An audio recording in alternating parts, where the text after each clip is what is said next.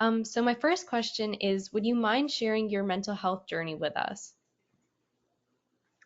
So I'm Sandeep Saib, and I am a living experience mental health advocate. And I really emphasize the word living as I'm still going through that today. So a bit about me. I was diagnosed with anorexia nervosa, which is a type of eating disorder, body dysmorphic disorder, or BDD for short, and obsessive compulsive disorder in 2013, so 7, 8 years ago now. And I also tried to take my own life on Friday the 29th of August 2014. And since 2016, I guess that's where my journey to find that right support for me started. And that's where I started to get the support that I needed and slowly sort of start that chapter on to getting better, and knowing more about my diagnosis. Um, and yes, so onwards and upwards, I say. Yes, definitely. My Mhm. next question is, what are some of the most prevalent mental health misconceptions that you've encountered? Many. I've experienced many misconceptions around mental health, and I think it's even more complex when a particular individual, like myself, is going through a multitude of different mental health um, diagnoses and illnesses. So I guess for me, the misconception is if we take, for example, anorexia nervosa, not many know that it's a serious mental health illness.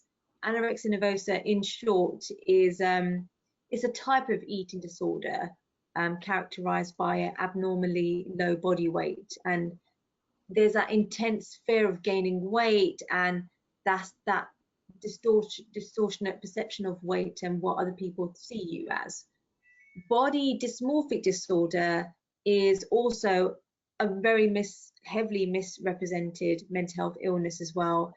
It's when one worries a lot, and spends a lot of time worrying about their flaws in their appearance, and it's unnoticeable to others, but they see it more, and it's that bit more amplified. So it's that monster that plays with that. And anorexia nervosa and BDD, alongside OCD, having that obsession with those particular feelings and thoughts around your weight and body. For me, misconceptions, there is a lot of that. There is often a lot of self misconception where you become heavily self-critical with the way you look. You know, Mhm.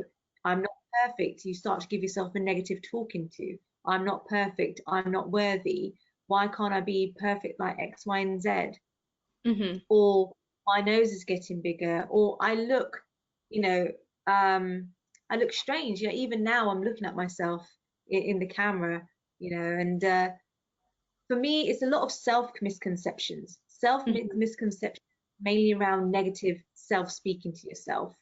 I Mhm. guess wider misconceptions is sometimes I get this feeling that one can presume that eating disorders is only in women, it's only in teenagers, for example, young teenagers, young girls. It's not. And it can affect everyone at any age, at any stage in their life, no matter what race or whoever you are. It can affect you. So mental health from that perspective doesn't discriminate, and I think there is heavily that misconception that it only eating disorders is only in women and only women feel it. No, it can affect everyone. And there's many other misconceptions, but that's one that comes to mind. For body dysmorphic disorder, it's a case of the misconceptions around there, which is heavily stigmatized, is there's nothing wrong with you. You know, you're fine. You're perfect the way you are. But they don't understand the complexity of what that particular individual suffering actually sees in the mirror on a day-to-day or even a second-by-second basis. So Mhm. what's true for me is necessarily not going to be true for somebody else. You know, it's understanding their standpoint and where they're coming from. Misconceptions also with OCD, for example, we sway around that term a lot, obsessive compulsive disorder. When Hmm. someone is into cleaning, we'll be saying things like, oh, that's her or his OCD behavior kicking in, he's obsessive about cleaning. We Hmm. very much are very flexible in the way we use language around OCD, for example, and we shouldn't be. When it comes to mental health, OCD is bigger than that, and it should be respected, and that's where education and training comes in. So in Hmm. short, a lot of misconceptions. We've only covered the bases of it there, Nira, but there's so many more misconceptions out there, and it's constantly evolving and constantly changing. But having Hmm. advocates like you and I to champion that, challenge that as much as we can, the better. So we do need to do that. And come with misconceptions is that fear of stigma and discrimination. And we want to fight that. We want to stop that as much as we can. So those Yes. are a few examples of misconceptions. Yes. And I know you touched on this just now a little bit, but is there anything else you'd like to add about what exactly body dysmorphia disorder, anorexia nervosa, and obsessive compulsive disorder are? Hmm. So if I take them sort of one by one, so body dysmorphic disorder, BDD, as I mentioned, it is to do with the flaws that are often unnoticeable to others. Flaws can be, and it's a whole spectrum of various flaws, and it doesn't need to be just one. It could be a multitude of different flaws that a person feels negatively about themselves and worry about that day in, day out. It could be acne problems, skin problems. It could be weight related flaws that they're seeing with them. It could be a lot of mirror gazing or mirror avoidance as well. It Mhm. could be the opposite. Um, it tends to be most common in teenagers and young adults. And like I said, it can affect anyone, whoever you are. With BDD, there is also that misconception where some people could see it to be too vain, or that person is self-obsessed with their appearance. That in itself can be very triggering, and it can be very upsetting, and it can have a huge impact on one's life as well. So it could be so some of the symptoms for BDD, especially for me, for example, is I tend to worry a lot about specific areas of my body, um, such as broad shoulders, such as my height, such as my stomach area, such as my face. I spend a lot of time comparing my looks with other people. So I have this idea of perfectionism, what is perfect, quote unquote. And and I always see myself comparing myself with others naturally, whether they are women or men, anyone. I find myself just comparing myself with others, broad shoulders and, big feet, very tall. And that is what really gets to me at on some days, actually, especially in social situations, very, very difficult. Um, Other symptoms of BDD could be, like I said, looking at yourself in the mirror a lot, every single moment of every single day, catching a glance of yourself in the car reflection window. It could be in a lift, for example, with mirrors, wherever it may be. It's looking at yourself constantly, where it becomes very unhealthy and it becomes a ritual to do that, and you live and breathe that. It Mhm. can also be the opposite, avoiding mirrors, covering them up, don't want to see yourself. So there's also that as well. There's also other symptoms is some symptoms are sort of choosing choosing particular clothing that you're comfortable with. So baggy clothes, for example, applying more makeup than usual, Mhm. spending a longer time in the bathroom, combing your hair, for example, or picking out your skin to make it smooth, quote unquote. So Mhm. BDD can really seriously have an effect on your life, your daily life, your work, your social life, and your relationships.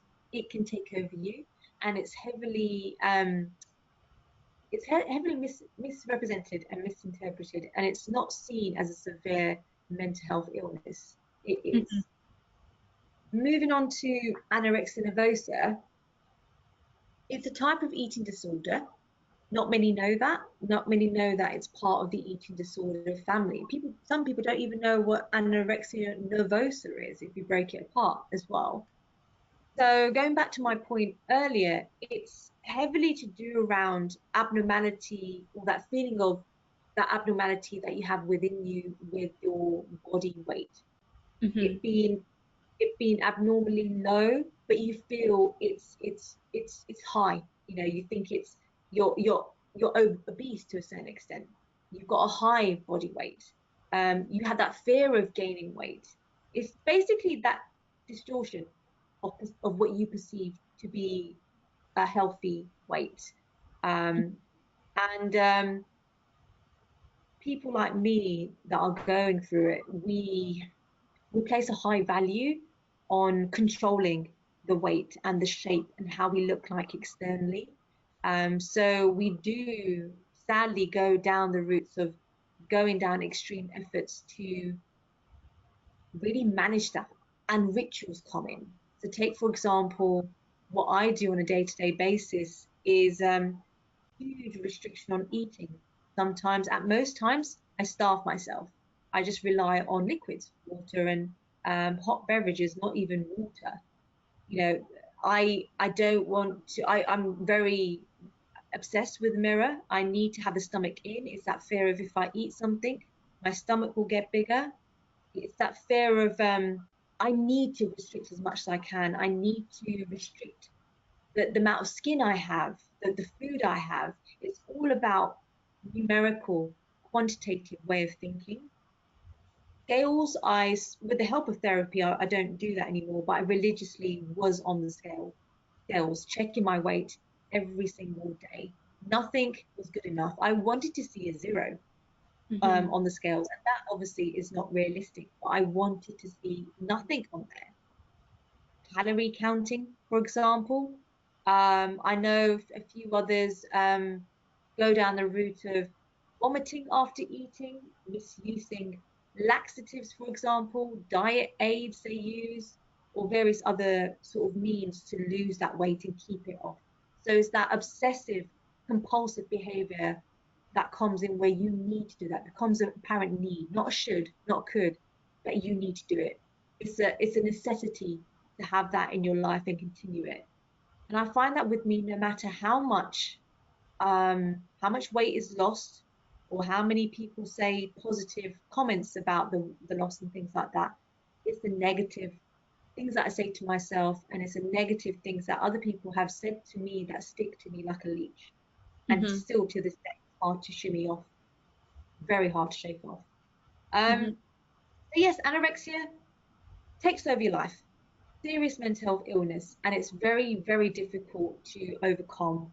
And it takes a while for one to gain a better sense of who you are and returning to healthier eating habits and reverse those type of anorexia serious complications. And it's something that, yeah, I live and breathe by every single day, Mhm. as unfortunate as it is. But I'm working on it, a work in progress. Mhm. OCD, very briefly, as I mentioned, it's when one has obsessive thoughts and compulsive behaviors. So again, it can affect anyone at any age, and it can start as early as 6 year olds, and it often begins around puberty and early adulthood, and it can have a severe um, control over your life. And it's that obsession where you have unwanted and unpleasant thoughts and images and urges that Mhm. enter into your mind or evolve, and morph into different sort of anxieties and different thoughts. It's very repetitive behavior, and it's the bottom line is it's acted on compulsion, Mhm. and it's not healthy. So that really strongly underpins my anorexia and my body dysmorphic disorder, really. And they're all interlinked. When it comes to treating me and seeking that support for me, I really need to look at it in silo. and compartmentalize it in order to see the bigger picture and find the specialist help for those particular areas. So Hmm. that's how I would summarize those um, conditions. Yes, definitely. And my next question has to do with how have you been able to handle and work to improve your mental health? And like what role did family and faith play exactly? And what exactly is the family trust circle? I think it's really important, that question, Nira. I think what's important about that is when someone is struggling with their mental health, they need to know that there is hope, there is light at the end of the tunnel. Yes, we are speaking about, mental health here, but it's not always, and it shouldn't be always seen in a negative light. It should be seen like physical health. It should be part of us, and we should be in control of that. So, Hmm. how I've learned to obtain that self control back is first and foremost with my family support. They've been a huge support pillar for me throughout my not only my mental health journey, but as when I was, when I was born, essentially. And with one of the with what I've been going through it since I was 3, 4 years old, with my Hmm. eating, with my weight, and then it exasperated in my teens and then in my early adult years. So it's fluctuated, ups and downs, always.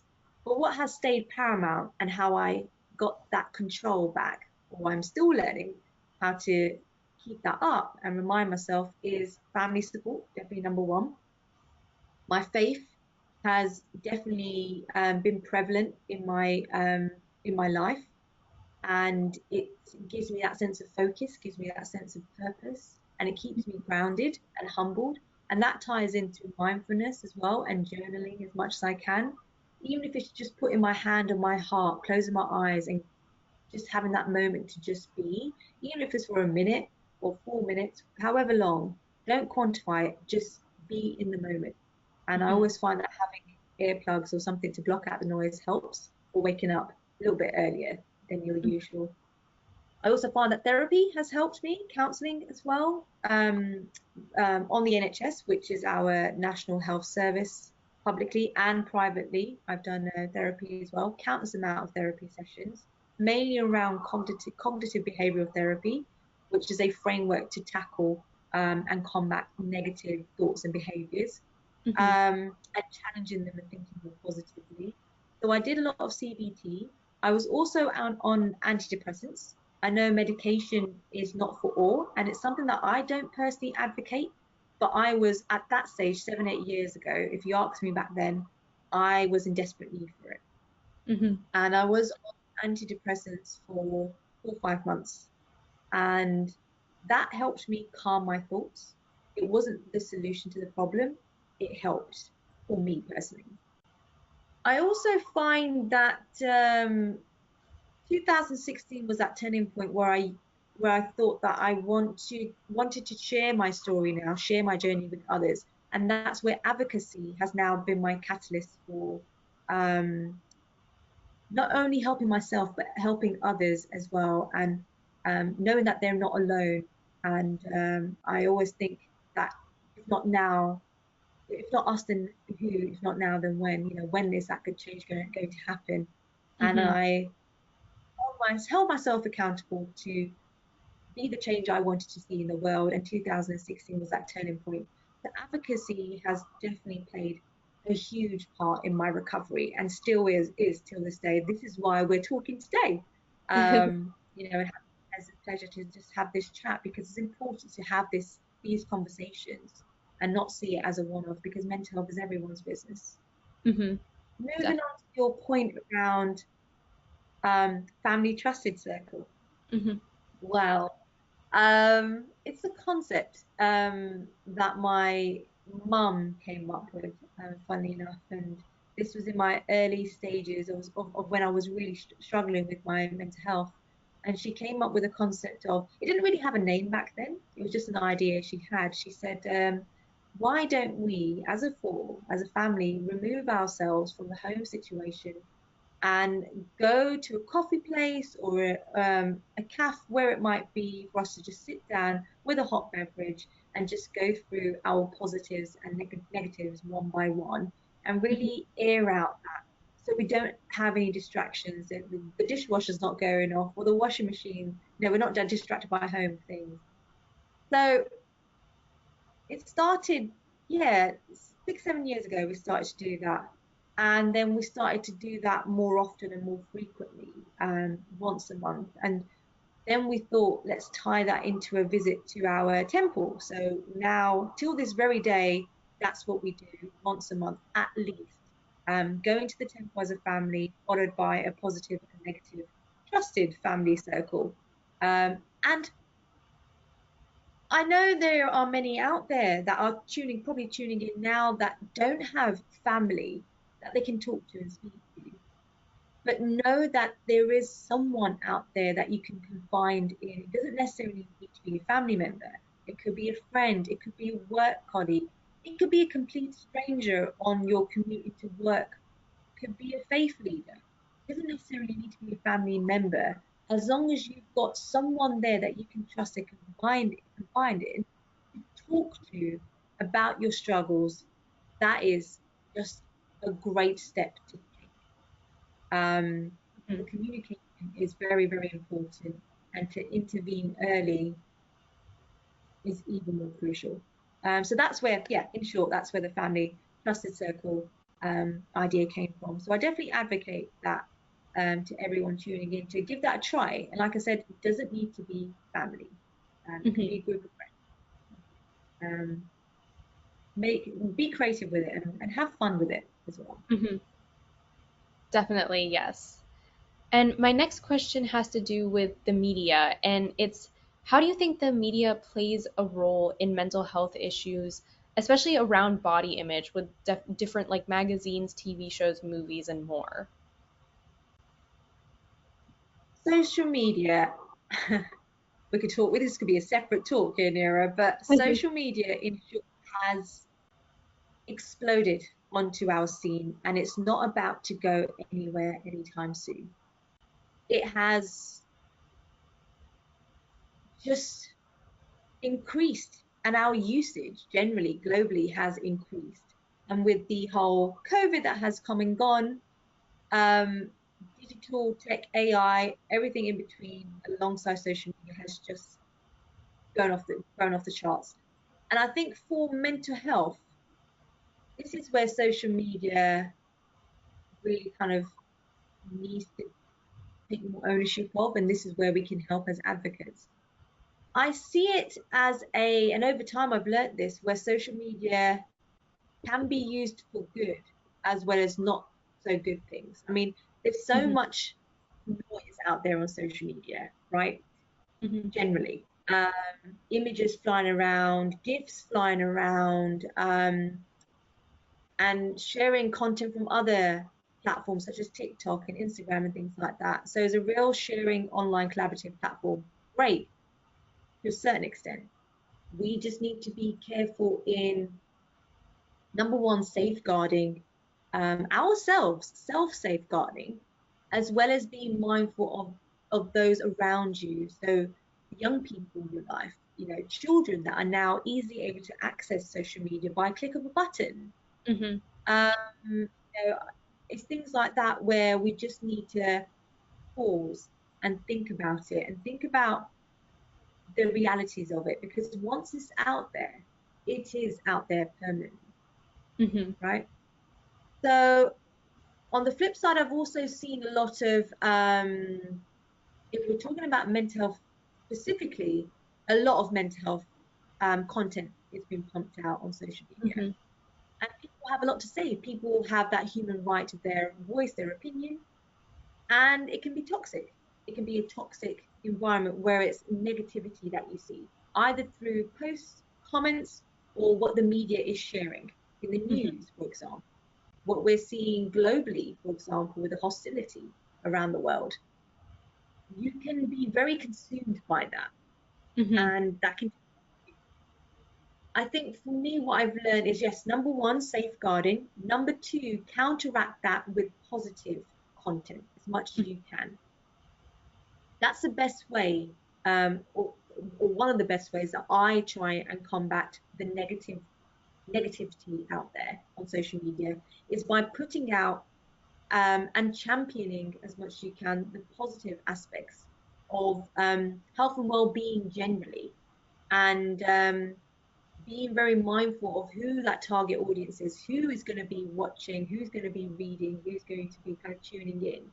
So having that pause moment helps a lot, and it's going to be very fruitful before you even press the button to post it out. So combating negativity with positivity helps a lot. And I always find that with social media, please find time to switch off. Know your boundaries, know your limits. And there are notifications on phones where you can turn off, your notifications for a certain hour or so, or you can uninstall, certain apps for a certain period. I think Mhm. you owe that to yourself to do that. But don't wait until you're struggling. Try and intervene early and see that as part of your well-being toolkit. If you need to have that time off, which I definitely advocate for you to do that from social media, then please take that step. Do it in the moment rather than waiting on it and sitting on it, and letting that fester. So those are some of the things that I advocate for personally when it comes to social media, and it's always going to be there. It's not going to Yeah. go away. Like I said, it's here to stay. You know, but rather than dwelling on it too much from a negative perspective, think about, okay, this is what we have, but how can we make best use of it from a positive perspective, right? And thinking Mhm. about that as much as you can. But it definitely comes with practice, and I've got to practice what I preach as well. Me I too. can't by myself, right? So, um, yes, you have to keep an eye on that. There's a couple of thoughts that I have. Yes, definitely. And my next question is there anything you would like to say to anyone out there who may be struggling with mental health issues? Number one, number one has to be, please talk it out. It's okay to not be okay. Mhm. Talking out, you should feel empowered to do so. It should be empowering. You shouldn't see it as a sign of weakness Mhm. or vulnerability. You should see it as a superpower, a huge step and huge bravery and courage to speak out and open up. So please take that first initial step by opening up and speaking about what's going on in your life. It doesn't necessarily need to start with you opening up and straight into talking about your struggles. It could be talking about the day. How's your day been? How has work been? How has that party last week been? How was, how's your pet doing? All these different things. So it doesn't necessarily need to be straight into I can sense that you're struggling. Ease into the conversation. There are so many different resources out there in terms of how to start conversation, right? Mhm. We can Yes. nipple grind on conversations. Um, and there is that huge power in conversations. People want to connect. People want to talk to one another. If we go back to the caveman years, for example, we always want that sense of community and connection. And I definitely do think that that is a huge priority here. We're not doing much of it. I mean, we're taking great strides in opening up more. People now know more, a little bit more about mental health, but it's the how now. How do we put it into practice? How do we access those resources out there? How do we approach it where it's safe for them? So I'll definitely say, yep, number one, talk it out, open up, communicate. And it goes hand in hand with my second point around, please don't worry that you're going to say the wrong thing. 9 times out of 10, you won't say the wrong thing. I think we ruminate a lot when we're worrying about somebody, when we're worrying about ourselves. We ruminate a lot, we preempt a lot. we assume a lot. Please don't overthink it. And Hmm. again, there's so many resources out there to guide you through that. When you're having a conversation when someone's struggling, and I've been there at both ends, I'd say 80% is around just listening to that person, just listening to them, taking it all in, repeating back to them, and really being present. So active listening, I'd say, is 80% there when you're having a conversation, and 20% is talking, you sharing your thoughts. You're not there to problem solve. You're not there as a therapist. You're just there to be a listening ear, a neutral figure that that person can hopefully open up to and share, right?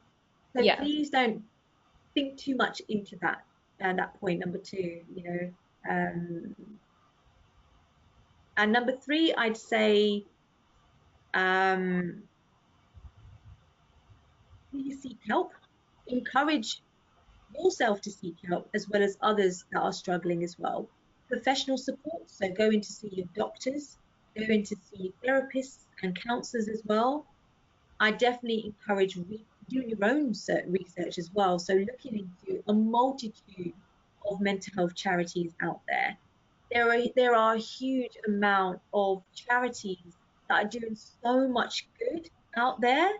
Here in the UK, we're here, there where you are, Nira, definitely in the US and Yes. globally. Um, it's just beautiful work that they're doing and so much resource pumped into that. So please look into these charities, look into these organizations. They are there for you, they are there to guide you and help you along. And they are not there to provide the solutions to your problems. That is something that you would hopefully find that within yourself. They are there to provide that stepping block for you and provide you with options here. Hmm. Um, and I'd say the fourth tip is to think about the importance of self-care. When you're going through mental health struggles, we don't think about ourselves. We don't even think about our loved ones. We're in our own bubble. We get self-consumed with our thoughts and we don't see a way out. We get into a dark place and it's hard for us to come out of that dark well. Hmm. Having something that you enjoy, that is yours, that gets you up out of bed with real joy and real purpose and admiration is self-care. So that could be a particular hobby or an interest that you like to do. So take, for example, what I like to do now is dancing. I love dancing. It's that sense of freedom, that flexibility. I love going for walks. It may be cold here in the UK, it's winter here, but going for, autumn, wintry walks, lovely. I find myself also journaling a lot, mindfulness that I mentioned earlier on, and watching a film, and sometimes binge watching a film with my loved ones. There's so much I can go on and on and on about, but bottom line is find what works for you. What gets what gets you going? What are you most passionate about? Is it advocacy work, for example? Is it, films? Is it arts and crafts? What does that look like for you? And I definitely advocate spending a bit of time on that and really devising short-term goals for yourself. Not long-term, it's not a sprint, but taking those small steps is going to really make a huge impact on you. Underpinning that is keeping yourself physically active, and nutrition is important. I've got to practice what I preach. Like I said, I'm still on that road to recovery. So eating for me is very difficult, very, very difficult. But I'm getting there slowly but surely. Hmm. And exercise, I would still say, is still important to do. Nutrition, I'd still say, very important to do. So please do that, and look into supplements and vitamins as well, um, and explore that. So those are a few tips, and I say a few. There's many, many others. You can go on about it. Yes, definitely. Um, my next question has to do with advocacy, like you've touched upon. What do you believe is the importance of mental health education, especially among youth? Among you, very important. Mental health is important. And what I said from the onset, mental health is everyone's business. And for if I look back at my younger self, for example, I would have loved someone when I was in my youth. I would have loved somebody to tell me more about emotional health, more about self-awareness of my feelings and behaviors and thoughts. I would have loved to have mental health on the actual educational curriculum, you Hmm. know, and like we have English, like we have maths, like we have science, Hmm. and physical education. Mental health, I would have loved to have that on the curriculum. I Hmm. would have loved to be um, more self-compassionate to myself Hmm. and to be that bit more educated around mental health when I was young. And I think fast forward now to the present day, a lot has happened, a lot has changed, a lot has improved. Hmm. Bit by bit, slowly but surely, we're getting there.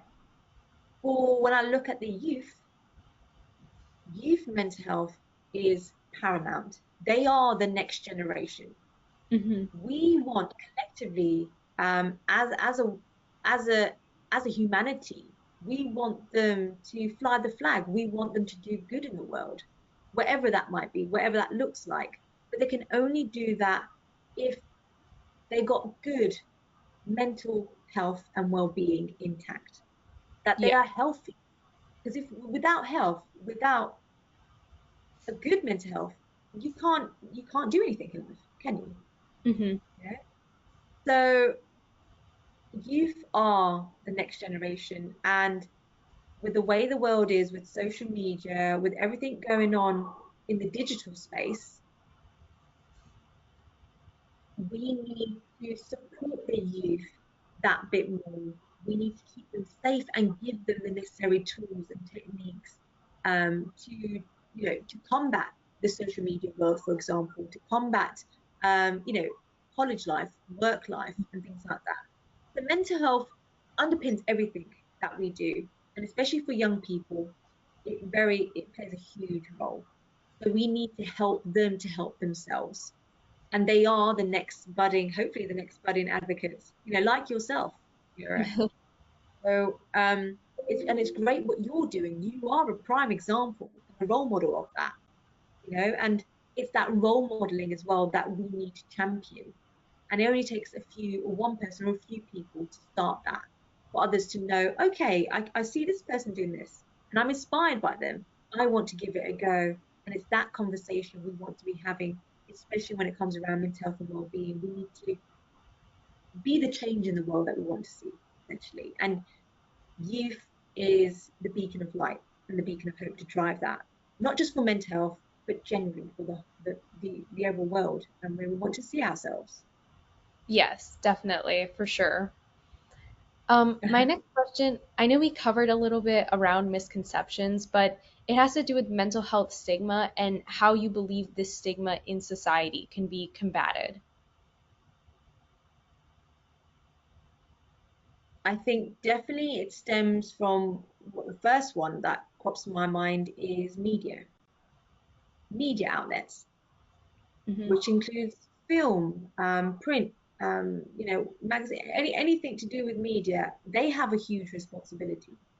For Hmm. example, there has been so many issues around body and weight, for example, in the fashion industry, in the beauty and health industry as well.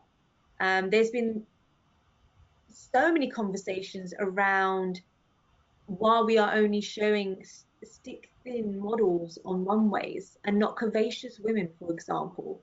Why aren't we replicating that on front page of Vogue, for example? There's Hmm. these set beauty standards and a certain way of being seen to be beautiful, quote unquote. Hmm. So that has come a long way, but those were and still are some of the nuggets of stigma that occurs in and around the media. And there is that disparity between Western media versus obviously non-Western media, for example. Some are fast forward, some are further into it and have evolved than others. Um, I think there's also For me personally, tied into that beauty standard is the issue of colorism as well. Hmm. So especially in my culture, you know, my dad and mom, they were born in Africa, and my dad grew up in India, my mom grew up in Birmingham here in the UK.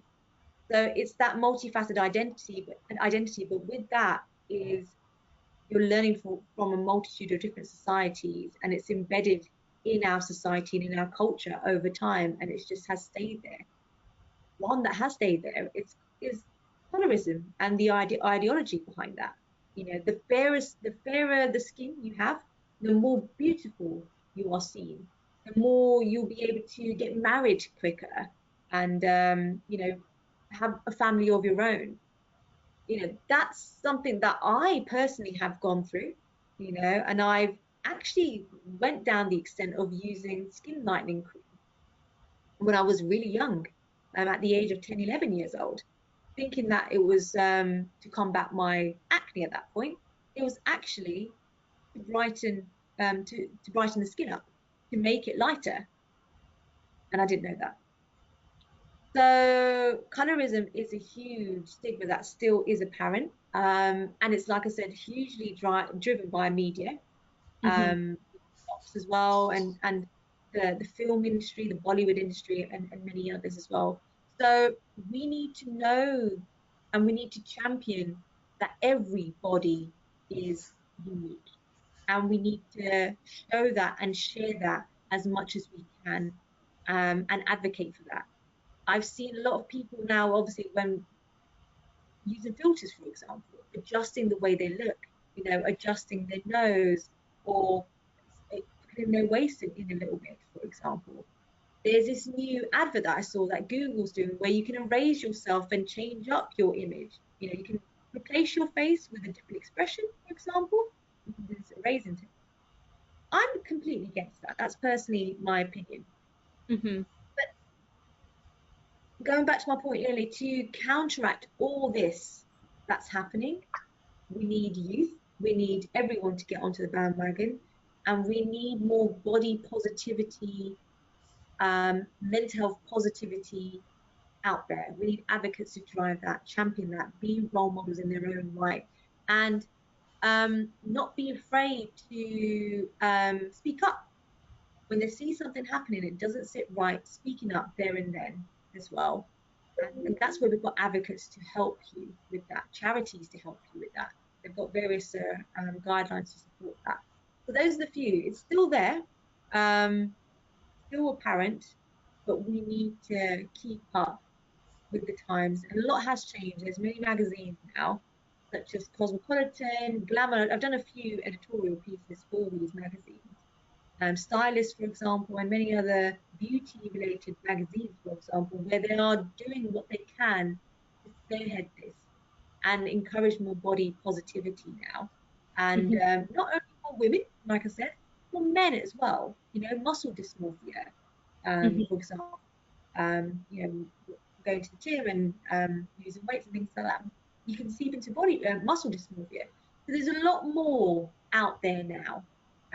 It's the how, you know, that people struggle with. How do I now take this to the next step? Yes, definitely.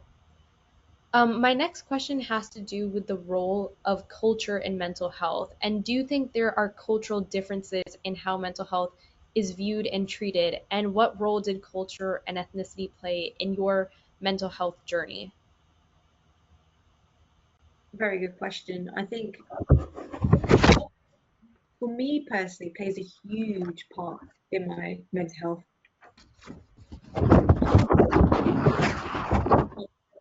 Played a huge role, and it stems a lot stems a lot from what has come and gone, and learnt behaviors, and that whole fear of not questioning the status quo or what was seen to be normal in our society. A lot of people in our culture have gone through so many world-led events, you know, like the partition, for example, like the Ugandan Asian expulsion in the early 70s. All these events, all these unfortunate events, have just led people to brush it underneath the carpet, these traumas that they've lived with and lived alongside with for many, many years.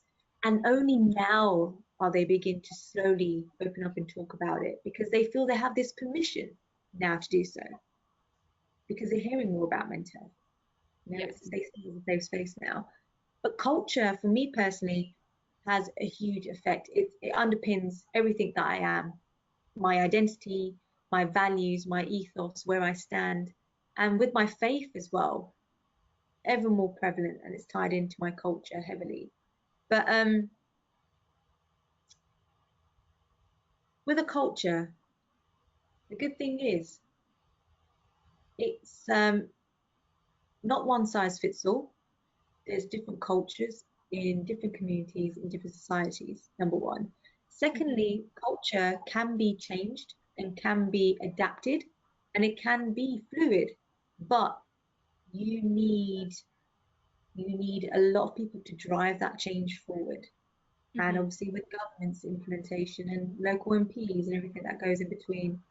So it can be done, but small changes, I'd say, will get you Yes. there eventually. Eventually. Yes.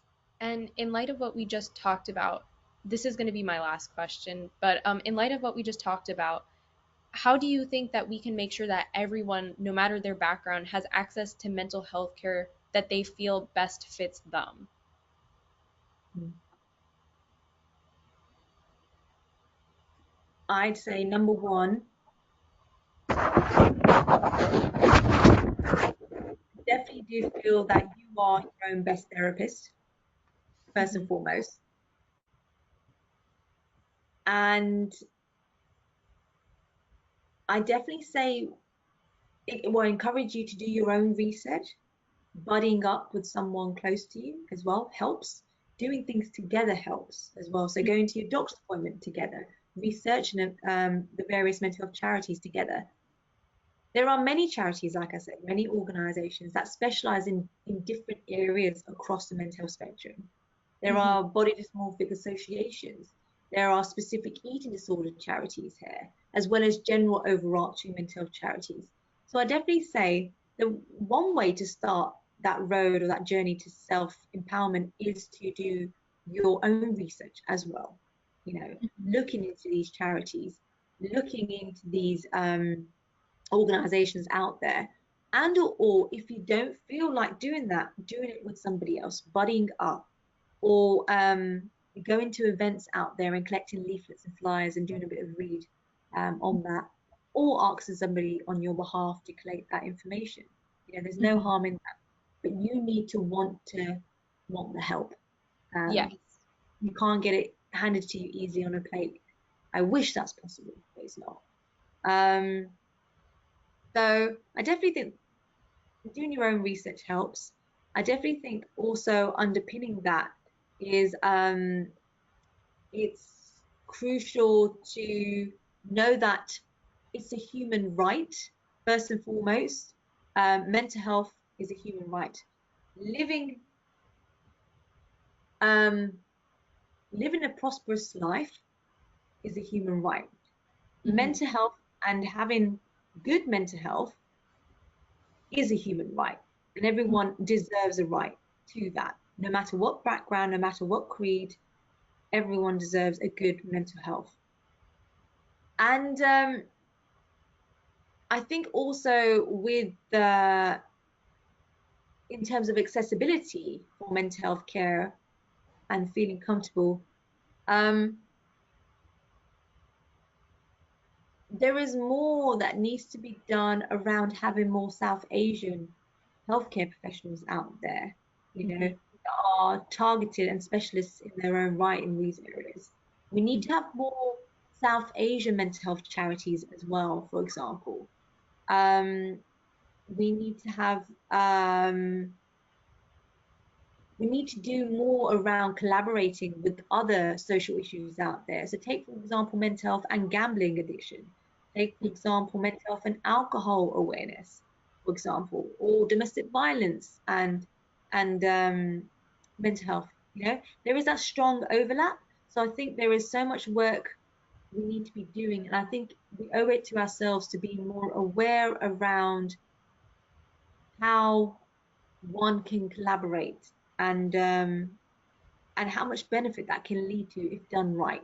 So I Hmm. think there needs to be a lot of collaboration and co-production work that needs to be done around mental health, and that's hopefully going to lead to that accessibility of mental health services as well. I always think that with mental health, I know in my culture, people prefer to have the help come to them rather than the other way around. So there's a Hmm. lot of work that we need to do at grassroots level locally. How do we get mental health services and support to rural areas, for example, to Hmm. local hubs such as um, faith faith communities, for example, temples, churches, gurdwaras. How do we get the help to those people that go there, to Hmm. pray, that may be suffering in silence? So we need to sometimes switch it on its head and think more grassroots level, that accessibility. We need to bring the services to them. We need the backing of the wider healthcare service to support that agenda Hmm. and drive that forward and not see it as a one-off. And it's constantly audited and evaluated as well. Um, I always think in terms of accessibility also is looking at other lines of support, such as peer-to-peer support groups in Hmm. some boroughs, some councils, in some countries generally. They have support groups, talking in person, virtual, covering various different areas of mental health. Look into that and find out more about that as well in your local area. So yes, those are a few bits I can join. Yes, definitely. And thank you so much for your time. I really appreciate you doing this interview and helping spread more information around mental health and the importance of combating the stigma. So thank you. I really appreciate that. No problem whatsoever. An absolute pleasure, Nira, and thank you so much for having me on. I really, really appreciate it. Thank you so much. Yes, absolutely. And with that, I'll end the recording now.